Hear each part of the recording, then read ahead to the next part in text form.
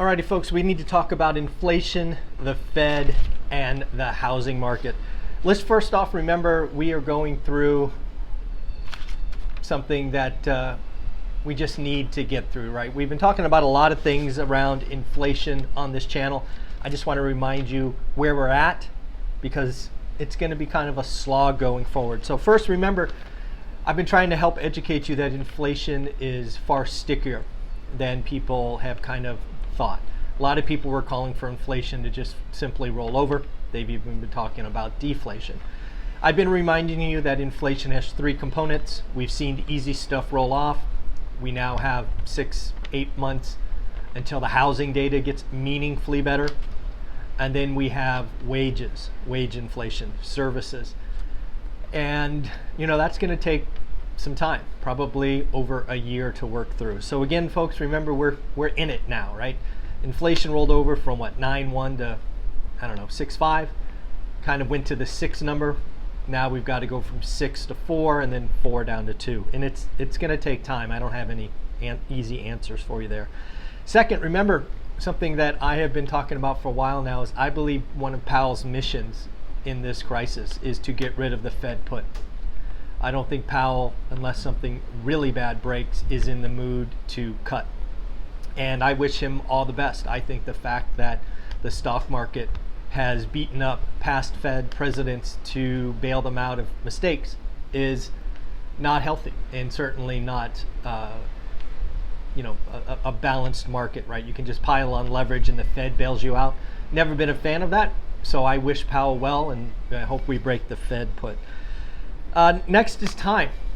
It's just going to take some time. This is not going to be as fast as we want. It's not going to be sudden. It's not going to be a V shape.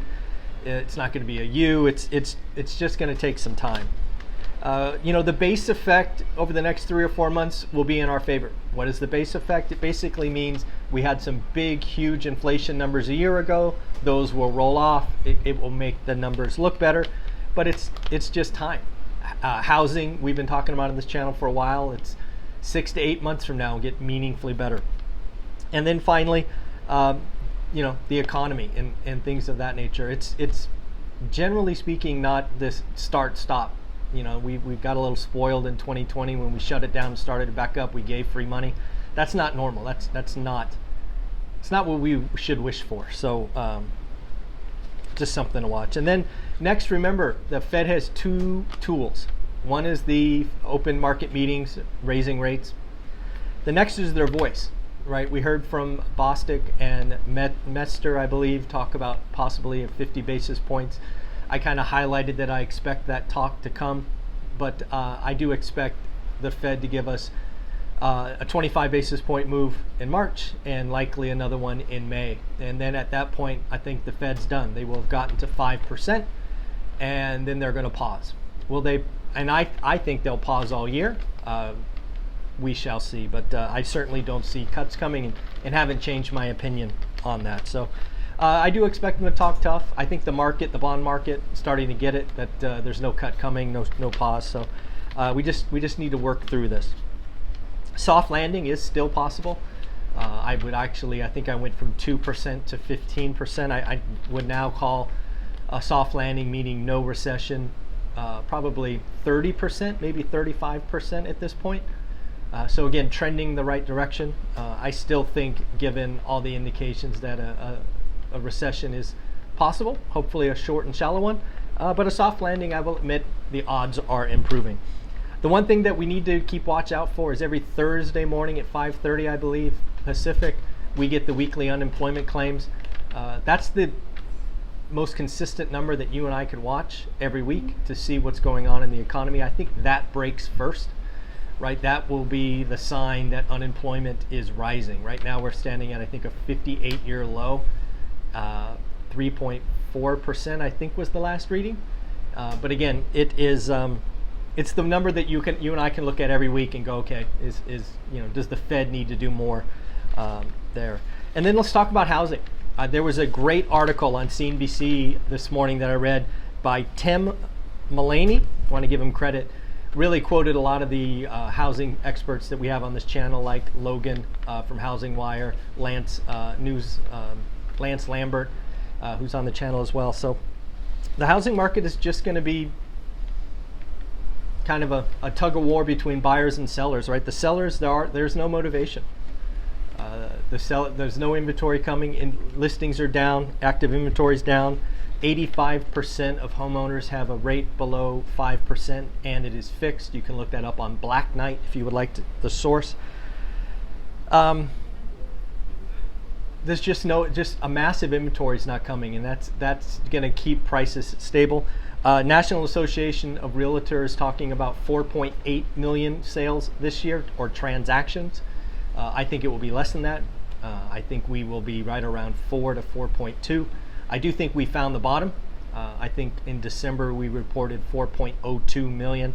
I think that will be the bottom, but we'll see January here in about a week, so we'll see if that stays intact. No, there are deals out there. I mean, I think that's the great thing about a housing market that's slowing down, is there are deals. You can find motivated sellers. You can find motivated properties, right? There are some properties that won't go traditional financing. You can pick those up if you have the ability to pay cash or joint venture or partner. There are deals to be done. Only do great deals. I think the big thing that's missing from a lot of folks is you want, 3% mortgage rates. It's not coming back. You want prices to crash to 08 levels. It's not coming. This hopes of foreclosures and all of this craziness is not coming. And we've talked about that. So what I would tell whether you are an investor or a first-time home buyer is get really clear on what you want. Don't have FOMO. Don't overpay. Don't get in bidding wars. I don't get in bidding wars. You've heard me say that many times. If you're doing a first-time home buyer, realize you can get in for 3.5%, 5% conventional. House hacking is a great thing. There's 203K loans. There's just lots of things to do. But again, know what you want. I would argue that most first-time home buyers don't look at their market enough. I think you should look every day. I think you should know what average is. I think you should know what you can afford. Don't stretch. Buying a home is likely the biggest purchase most of us will ever make. So you're supposed to have butterflies. I typically beat butterflies by doing the work, getting comfortable, knowing the numbers. So at the end of the day, 2023 in the housing market is going to be pretty much what I've called for. It's a flat market, about 4 million transactions. Still money to be made if you are an investor, but protect yourself. Don't overpay. You know the ARVs, 30-year fixed rate debt. We don't know where interest rates are, but it needs to cash flow day one. At the end of the day, I think this is going to be a good market. It's just slower, and I don't mind slower. I don't like markets that you have to make your decision in a couple of seconds. So at the end of the day, folks, that is my message. Do the work, get a buy box, and let's show you what is going on out here.